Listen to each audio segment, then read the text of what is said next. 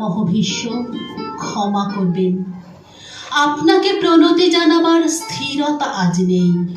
আর কর্ণ, তোমার জন্য ঘৃণাও বড় বেশি মনে হয়।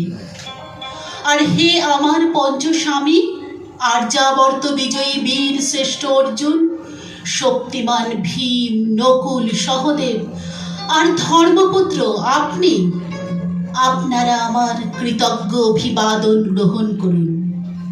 আমি সর্বজ্ঞা নই, যজ্ঞভূমের অগ্নি থেকে আমার জন্ম, ধর্মাধর্মের ক্ষুরোধার পথ আমার অজানিত।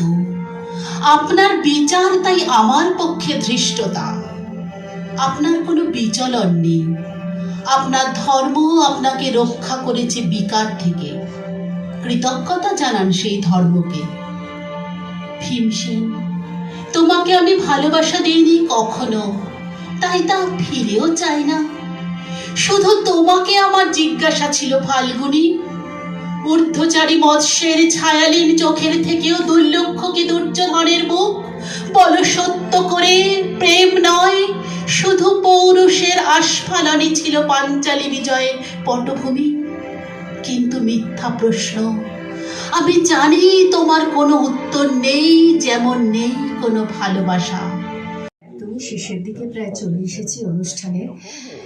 এখন এতক্ষণ যিনি সঞ্চালনা করছিলেন সুতপা দাশগুপ্ত, আমরা তার কাছে